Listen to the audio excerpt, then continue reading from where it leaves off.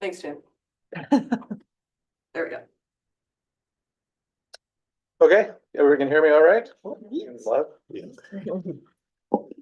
My name is Paul Mansfield. I'm one of the owners in the Diefenbaker project. And the Diefenbaker project is kind of, I don't know the best way to put it. It wasn't something we thought we were going to be doing. Jonathan hired me as a consultant to kind of evaluate the bunker and kind of come up with a new purpose for it. And so we spent about 3 months. We looked at about 15 different things, but kind of turning an old bunker into a new bunker, we kind of made the list, but didn't really make the list. We didn't really take it that seriously, other than this was something some people were doing with old bunkers that were there. And when we finally made decisions, we weren't looking at kind of reinventing the bunker. We were looking at more data center, blockchain, Web3, the things that kind of Jonathan had spent most of his life working on. But as we kind of moved forward in those paths, the idea of kind of reinventing the bunker as a bunker kind of came back to life. And all of a sudden, we decided that this was something to explore. So we started going down a path and we were like, oh, this kind of makes sense. If we get to this milestone and it still looks good, we'll move forward. Got to it. All right. Got to the next one, got to the next one. And by the end of last year, we kind of had enough information to kind of see if this was actually a project worth pursuing. So then it was just a matter of sort of seeing if there was a market for it. And we kind of hit the market late February, early March. Did a little bit of international travel to see if the market was there, and it was. Just as a highlight to date, we've sold 11 of the 50 units in the last 4 months. So we know that there's a market for it. We know there's something there. And that sort of led to kind of spending time with Jennifer and talking about kind of things that we were doing and kind of some of those steps, talking with Marie about some of the things that we were doing. And then it kind of came to a point where we were looking at a number of, I guess, pieces around the project. And that's when Jennifer said we need to kind of bring it to council and kind of share what the project is, what we're doing, and kind of all the elements that are connected to it. If that makes sense. Anyway, this presentation is normally an hour. I chopped it down to try to give it the best 15 minutes I can. And then, of course, all the questions that you guys have, happy to answer all of them here while we're here today. There. Anyway, we named it after John Diefenbaker. This goes back to Cold War, USA, Russia, Cuban Missile Crisis. Canada decides it needs to have a nuclear response. They built 7 of these bunkers from BC to Nova Scotia. They were all identical, except the one in Ottawa had 4 floors instead of 2 floors that were there. Anyway, in the mid-90s, the government didn't want the liability of them anymore. So they offered them to municipalities. Most of them declined, but Colchester said they were going to pick it up. They sold it to an individual who was basically going to try to turn it into a data center. That didn't work out very well. Jonathan ended up acquiring it, and he's been the owner since 2012. And it's gone through quite a bit of an evolution since he's had it. Did some repair work into it, kind of had it as an office building for a while, kind of had it as a community venue for a while. And then kind of since the pandemic, it's really kind of just been waffling that's out there in the space. So we kind of looked at it and decided to pursue kind of reinventing it as a bunker. And since John Diefenbaker was the man who kind of commissioned all these bunkers, we named the project after him.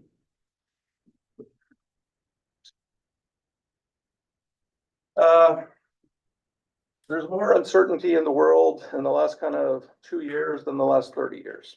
And it sort of led to kind of a rebirth of people wanting to have kind of an insurance policy that should something happen, they have a place that they can go that's there.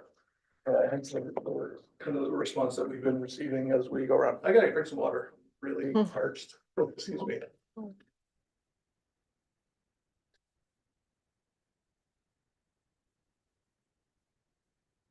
This is kind of the current solution that most people think of when they think of a bunker. You dig a big hole in your backyard, you put a container ship in there, and you put a porta potty in it with some air vents, and you seal it back up.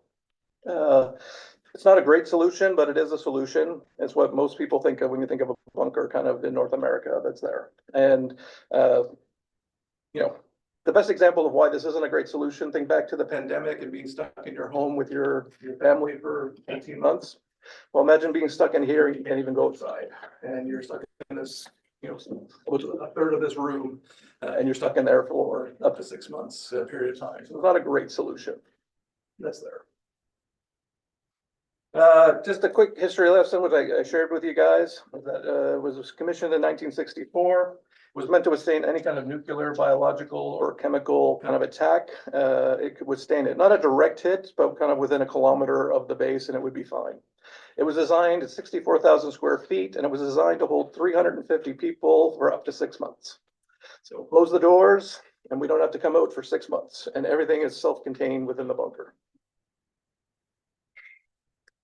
You guys obviously know the location of the space.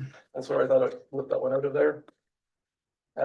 We do own the other bunker that NATO built, that's kind of beside that bunker. It's a 24,000 square feet above ground bunker. And it's about 1.5 feet of concrete reinforced with steel throughout the entire inside of the bunker that was built there for NATO. So it's a very cool space. Again, Jonathan picked it up when it was kind of put up for sale. I don't know exactly how long ago, but at that time that's there. Yeah. This is the current floor plan of what the upstairs looks like. Essentially, I'm sorry, this is all rooms. All of these are rooms. They're all about 325 square feet for the most part. They're all kind of like a large hotel room for the better part, what that space. This is the dining room, set up to feed 180 people, 2 shifts. This is a massive kitchen. This whole section here was mechanical for the AC for the place. And these are just rooms, storage rooms. This is actually a vault that's in here. This was actually the decontamination and incinerator areas of the bunker that was there on that top floor. So we were kind of looking at providing a bunker as an option for people. But what we saw the differentiator is it's not enough just to offer a physical space where somebody could go. We needed to have all of these amenities that came with it. So as you'll see, kind of as we get into the next section, it's not just a physical space, it's a space where we also look after your mental and physical well-being as well inside the bunker. We worked with a local architect firm, and they did an amazing job kind of re-envisioning what the bunker could look like. Now, to date, I don't know how many people have actually been in the bunker around the table, but a lot of people think dark and dirty when they think of bunker, but this couldn't be any further from the truth. This bunker is pristine, clean, white, and kind of a weird fact is I've never seen a bug in the bunker. Never seen a bug. I've been in there every week for 1 or 2 days, sometimes 3 or 4 days. I've never seen a bug because it's that well sealed. The government did an amazing job building this facility, and Jonathan's done an amazing job putting money into upkeep it and keep it at a good state that's there. But when the architect got involved, she really wanted it to make sure it still felt very open and to feel like a lot of natural light was throughout the building. So you'll kind of see that in the space that was there, that in terms of the renderings that she's put together that we're going to build out for it. And the key is it has that look and feel, but there's just as much activity going on in the bunker as there is sort of just being able to live inside the bunker for an extended period of time that's there. So as I showed you the top floor before, this is the top floor now. So again, these are still all the rooms. All the rooms that are still there are all the same rooms. The dining room that's still there is still the dining room. The kitchen's still the kitchen. We're just using these spaces and just giving them different purposes. We don't need quite as much of the AC area. So we're building in the lobby, a lounge, a meditation prayer space, all that kind of stuff gets built into it. So it's not so much building a bunker, we're just renovating. We already have the infrastructure in place. We're just changing the look and the feel of the building that's there in that spot. And then this is the downstairs. Again, some more rooms kind of in this top part in the suites. And then this is a salon, gym, yoga studio, another gym, a huge spa space, a security office, and then this is a mechanical room where all the generators and hot pumps and waters and furnaces and all that stuff, sprinkler systems also reside in that space that's there. And this is what the new dining room is going to look like. Again, a lot of natural light. And this is kind of a neat concept, but the shapes of these lines mirror the Bay of Fundy. So again, the architect, all those kind of little touches that just kind of make it a really special spot. We have an executive chef team that's going to come and look after setting up our kitchen for us. Give me a second.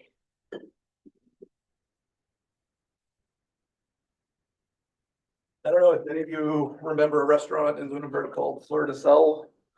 But it was a really nice high-end restaurant in Lunenburg, run by Sylvia and Martin. Anyway, they run about half of the restaurants in the Lunenburg area, the Salt Shaker, the Fish and Chips Place, the Oyster Bar, a lot of the restaurants there, they run them. They've agreed to come on and kind of look after kind of rebuilding our kitchen and dining room and setting up a team that could run it in that spot. So we're excited to bring that kind of talent into the area. This is what the spa kind of will look like. A lot of areas for people just to hang out and sit around when they're not doing treatments or going to the sauna or the hot tubs or any of that kind of stuff. All of the areas that we showed hold about 40 people at a time. So different people will be moving around the building, doing things. So as we shared, it's not about just sort of being stuck in a room watching TV all the time. I appreciate that, thanks. It's about being out within the building and looking after your physical and your mental health, being in community, should you be in a lockdown kind of situation. Here's what the hot tubs and the sauna area looks like. The gym area. The coffee shop, cigar lounge. I already, it's there. We also, and so one of the first things we had to kind of tackle was, obviously, if we're setting up a place like this, is that we had to make sure that the security was in place. So we hired a security consultant. He came in and probably spent about 3 months doing an assessment of the whole entire property and surrounding areas. And he basically presented us this report and had 38 recommendations, and we said, great, make them happen. So he's been over the last 6 months kind of putting some of those pieces in place that's there, which is great. And we thought that was really good. And then we met a company that's actually based out of Germany called Bespoke. Again, yeah. They do complete security solution for high net worth individuals in the world. And well, I can just share a few stories to kind of share the level of security that they do. When we met him, JD Vance, the US Vice President, was over in Munich for a security conference. His company was in charge of his security of pre, during, and post everywhere he went for 4 days. And he basically assembled 72 of his connections to be that security for that group. They also do the security for Elon Musk and the Kardashians. Like that's the level of people that they provide security solutions for. And it's everything. It's your office, it's your home, it's your cottage, it's your car, it's your boat. Anywhere you can be, they're changing the security system for them. So they looked at our security plan, they liked a lot of it, and then they had about a dozen recommendations of what they'd like to add to it to just make it incredibly secure, the facility, the space that's there. So we're really excited to partner with them and have them come along and be security with us. Inside the bunker is a Samsung node. It's probably about twice the size of this room. And, you know, the Canadian government set it up as basically this bunker was going to be its communication hub to the rest of the world for North America, not just Canada, but NATO and the US would also use this bunker. So they created this Samsung node. It's incredibly secure. You can't hack this thing. It's got copper lining on all the doors. It's got a special set of metal around every power and into it, so you can't hack through any of those things. We have this thing at our disposal. We use it now. We have about 50 servers that we run out of there and about 15 miners that we run into that space. So again, it's just sort of to see what was there, what was already built, and just using those things that's there. And any of the clients that we've signed up can use our Samsung node to store and put things into it. Just on a side note, we are looking at expanding the data center with a company out of Bedford, some of their hardware, and just figuring out some of the logistics around using our space. Because right now we probably only use maybe 10% of it. We have a huge space and we're just not utilizing it. Even with the 65 machines we have, we're not even coming close. We can get hundreds and hundreds of machines in that space. This is what a room kind of looks like. They're all kind of cookie, well, it's a hotel room. That's kind of what it looks like at the end of the day, but a nice high-end hotel room that's there with a bed, a washroom, and a loft space included in each one. I'll share there. The floor to ceiling are 14 feet on the top floor, and they're 20 feet on the bottom floor. So technically, we can't call it a room because it's not exactly the right amount, but it's a loft space that whoever has the unit can do whatever they want. If they want it to be an office, they want it to be another room, they want it to be storage, whatever they need. they can kind of set up that space in that. This is what a room looks like.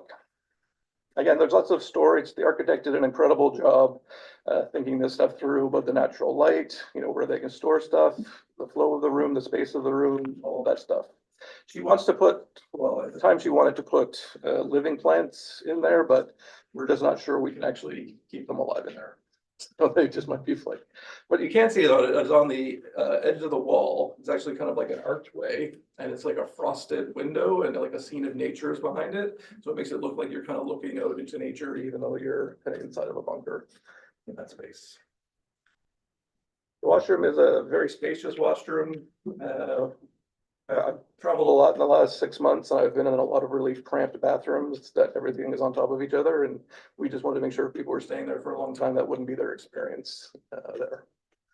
For a 4-person kind of family, it's really just 2 units put together, just sort of kind of differently. One side are just the 2 bedrooms. There is a loft on that side, and on the other side is more just a dedicated living room, bathroom, and again, still a loft space on that side. Is what a bedroom looks like in the 4-person unit. Is what the living room looks like in the 4-person unit. Very similar to the previous pictures that you would have seen in that space.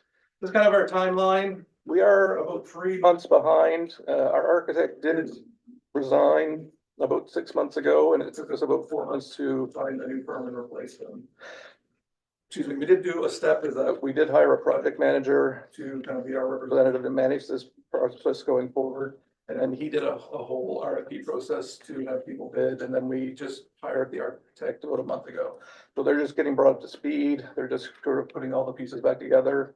And so we're about 3 or 4 months behind this current timeline. But the goal is to be, you know, fully done by early 2027 with all of the renovations and pieces that are there. And when it's not being used as a doomsday bunker, we are going to run it as a boutique hotel. And that sort of gives it purpose 12 months of the year, using all of the things that are already built in this structure. We can run it as that kind of a hotel feature. We had a group that runs the Westin and a number of hotels in Halifax kind of come in and do an assessment. They want to run it for us and do those pieces there. So we're just, once it's built, we'll figure out what the right steps are and kind of run it as that kind of entity that's there. So dual purpose. It's great for its original mission, but we're going to do the secondary life for it as well in that space. And that's pretty much it. Yeah. Thank you, Paul. Wow. We'll open it up for questions. Anybody has a question? The Mayor Blair. Thank you. Paul, I don't know where to begin. This is quite luxurious in comparison to what I saw when I did a tour a few years back. Yeah. First question, will you allow tours? Those of us who are on council, would you have any possibility of giving us a tour of the facility? That would be my first question. Absolutely. And you're putting in 60 units over the next few years, it looks like 15, Yeah. 15 and so on. How many do you have completed now? So none are completed now. We're just still in the demolition phase of taking the infrastructure out of the bunker right now. Where it is just for the top floor, it really is just painting and putting a new room in here. The bottom floor requires a bit more work and some of the layouts that are there in that spot. But tours, would love absolutely to give people a tour. It is a bit of a demolition zone, so certain times, certain areas are kind of off limits, but you can kind of come in and see most of it and see kind of what's there and the shape where things are at. And we also have the NATO building pretty much cleaned up, so if people wanted to even pop over and see that one, people can come and we can make sure you see both buildings there at the same time. I'd love to have an appointment for the future once you get a few of these units completed so that we could see a completed unit. Sure. As well as what you're planning for the future, and then of course the NATO bunker as well. Sure. That would be something that I would like to see as opposed to seeing you during the demolition stage. Okay. Yeah, absolutely. I mean, that would be a decision of council, of course, but that would be my suggestion because this is fantastic what you're planning, and to have 11 sold when you haven't even got any built. Yeah. That's rather significant in itself. People like the vision of the project, Yes. and for some of these people, it's really about just having kind of an insurance policy in their back pocket. Should something happen, they have a place that they can come and find safety. Thank you. Thank you. Thank you. Councillor Patton, please. Thank you, Chair, through you to Paul. Thank you. This is quite impressive. I guess I'm thinking along the same line as Mayor Blair. Before and after tour is something I would like to see. I've never been in the Diefenbaker, What are so you doing tomorrow? yeah. Actually, yeah, I'm kind of busy tomorrow. Yeah, we'll set up a time. Yeah, Like, that would be I- great, though. I don't know, I coordinate maybe through Jen, do I coordinate, kind of, we'll set something up and then bring everybody out and go on a tour. To be honest, I'd love to coordinate it with Sir Jonathan. I mean, Jonathan knows the history of the building like nobody else. He does give the most amazing tours of the building and all the pieces to it that's there. So you mentioned 15 suites and that it would be a boutique hotel kind of in the off season. How do you determine what that is and how that works? What if you have people in your bunker and a natural disaster or something happens and the people who own these suites want in? How Yeah, does that so work? if the people who own them get top priority. So if somebody was renting it as a hotel room and something happened and they had to get kicked out, they would get kicked out. The people that would be coming in to stay there that own the property. Okay. Yeah. All right, that's all I had. Thanks. You, Councillor Johnson, please. Thank you. I'm sorry. Thank you. Deputy Mayor, I'm still on here. Hi, Paul. So you say you've got 11 sold, but none built. So what did you sell them for? You get deposits on them or you actually got full payment? We got full payment. It How went much as are- a how much- debenture against the company that owns all of the properties. I can't discuss the terms, but full payment and when the building is complete, they will actually be structured as condos and they'll get flipped over and they'll own the condo property within the building. So if I said, "Right, buy one, what would I pay for a small unit? I'm not, but I won't live that long. Well, we can talk about that. So obviously there's an amount I could sell. So you say it's an insurance policy. Most of these people are gonna buy them, will never ever set foot in a place unless they absolutely have to. Is that Fingers kind of- crossed, hopefully they never have to, but yeah. And that's part of the hotel is that, you know, the rare circumstance that something does happen, it'll run as a hotel most of the time and hopefully for years and never have to come into that. But should it come into that, the people that own it would come in and have their room available for them. Is there an elevator in it from one floor to the next? There isn't right now, but we actually have to build a third entrance on it to bring it to a certain type of code. I'm the wrong person to talk about that, but the new entrance will have an elevator in it on the back part, or which will now become the front of it. Yeah, let me ask you this, will be my last question. So obviously if things go to hell in a handbasket for people that have rooms in here, they want to get there in a hurry, right? That's Yep. kind of the way it is. How important is it at the airport to a structure like this if you're selling this for, It's very important to right? us. Because these people obviously can get there in a hurry. Yeah. And they're not gonna jump on an Air Canada jet to get there. No. They probably get a charter. These guys all have their own planes and they need a place to land. Right. So we have started that conversation and we look forward to taking the next steps on that path. Thanks. Be interesting to watch and see where it goes. Councillor Martell, please. Through the chair to Paul, you mentioned in your presentation about using drones for security around the airport, as it is near that property. How will that work where there is such limitations for drones with active reports? So we're allowed to fly the drones to a certain height, and within that certain height, we can provide the perimeter surveillance we need to monitor the property that's there. So it only goes to a certain amount of height, it's actually tethered to a cable that runs into our system that would monitor it. We do know about, we're learning about all the things we need to have around the airport because of it being an airport. And the first thing, how this all started was, we actually were just looking to find a place to put up a bunch of solar panels. And despite the property we have around the bunker, we actually don't have a great spot for it. And then we have the field driveways, any of the cables mess it up. There's not enough earth on the bunker to put it, or on the back part, other things shaded. So we needed a spot, which led to, well, there's this piece of property beside us, why don't we just buy this and use that for solar? And we learned of the covenants that come with that. Okay, we can work around that, but we can still get this a solar put in, but then we needed to have a glare study done. Well, that's actually pretty hard to get done. There's nobody around Canada that really does it. We had to get a company out of London, UK, who was gonna come over and do the glare study.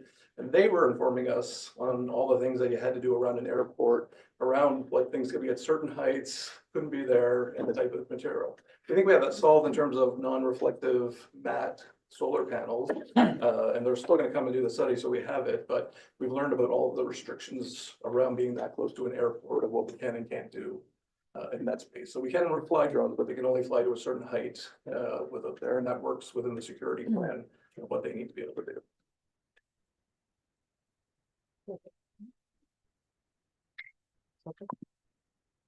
Thank you. I'm sorry, Oh, she beat you to it. Oh, go ahead. You're on. Okay. Well, thank you for your presentation. This is quite an amazing project. A lot of thought has gone into it, obviously, and it looks fantastic. You said when it's not being used, turn into a boutique hotel, so your prices for that are gonna be similar to those in Halifax for the hotels? So the original business model that the hotel group built would have been comparable to a Halifax hotel. But what we've heard from a lot of people is because of what we have there, that it's more of a higher end kind of a hotel than what we're kind of planning. So we haven't actually changed the business plan. We're just told that we probably should look at a more higher end hotel model for the pricing that we have for all of the amenities that we provide and the things that are there.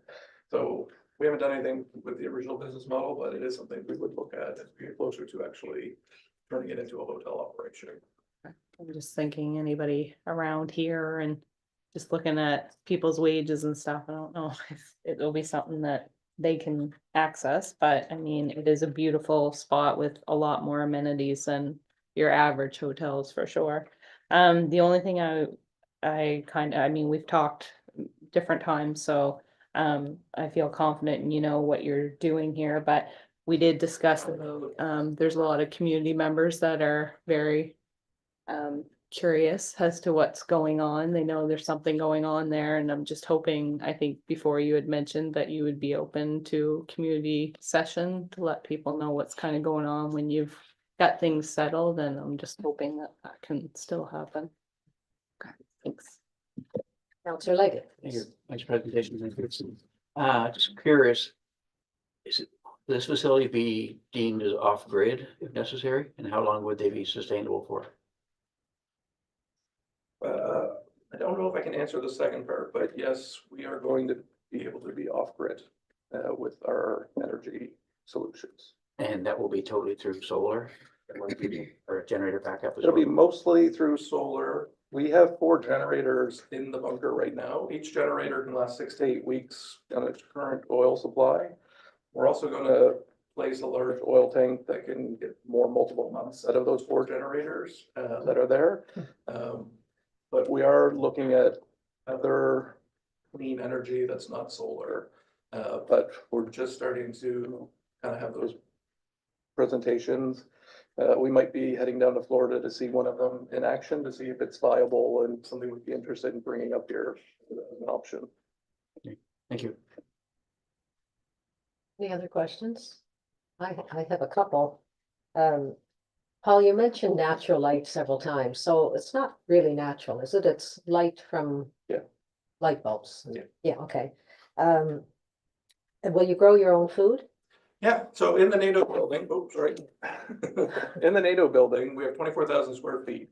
Its primary purposes is energy storage, food storage, medical storage, and a greenhouse. And so we have a space that's probably about 6 times this room in the front of the building. And we have someone who works in that space, and we're going to look at setting up a solution and trying out what we can grow. According to the people selling us, we can grow, you basically get 12 towers that would, fit in half this room. And each tower can produce 336 heads of lettuce every 12 days. So we have enough room to put about 672 towers in place and grow as much as we can grow. And then figure out beside lettuce, spinach, tomatoes, peppers, potatoes. We'll see what we can grow, we'll see what the timing cycles work like and see what we can do with it. And then the whole perimeter around it, we've got a large microgreen setup. Where anywhere from 5 to 7 days, we can get microgreens growing on different cycles that we can use for as food for people. And the towers are hydroponic? Yeah. Yeah, okay. And kind of a cool thing is initially, we were actually gonna cut the NATO out and not even deal with it. But we actually we don't even, as crazy as it sounds, we don't have enough space in the 64,000 square feet to do everything we want to do. So we had to kind of take NATO and decide we're gonna have to use this building for a lot of stuff. And we have a design to build a tunnel between the two buildings underground. And we'll be able to transport through those two buildings that way and bring all of the supplies and stuff through there into the more operational building. Okay, thank you. That was my next question. Yeah. Who's gonna be the person having to run across the? Yeah. And number of employees when it's operating, let's say as a hotel. Yeah, so right now we have about 12 employees out of the bunker, and then we have about 18 employees that we hire through our other businesses, but most of those are international. We literally have people all over the world working for those businesses. But when the hotel's up and running, we need about 35 to 40 people. That's what we'll need at that spot. And are you gonna be looking for local people to Yeah. work there? All the people that are in the bunker right now are mostly local people. There's 2 of us from Halifax that come down a couple times. Thank you. Councillor Cooper. Yeah, thank you, Paul. You've tweaked my interest rate from the start. Great. Not for investment, sorry. The obvious thing, of course, is the let's put it this way, investment by you and supply of asset for the airport situation.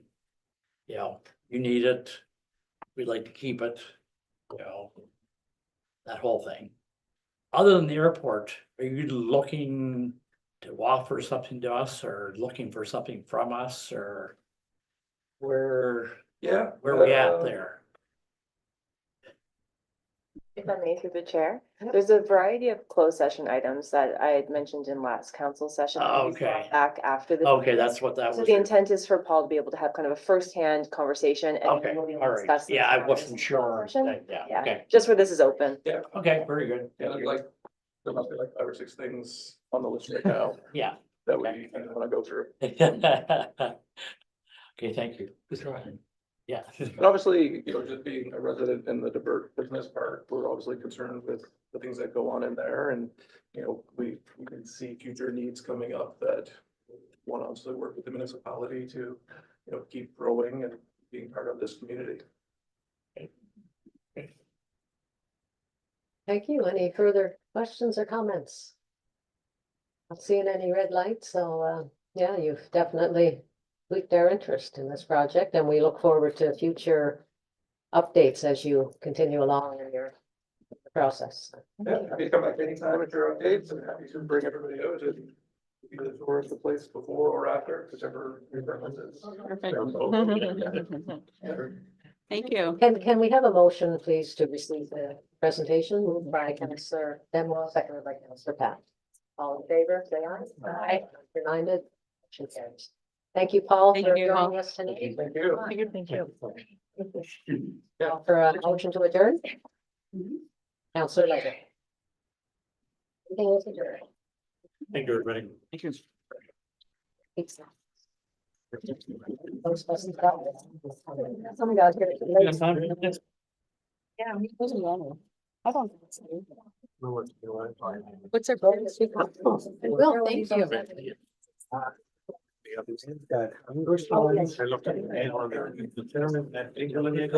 Sorry, just one thing,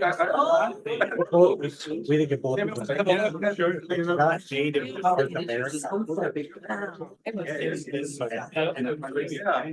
think she's already. You didn't get one. You were sharing if you wanted to. Oh, okay. Yeah, it's been hard to sell them. We don't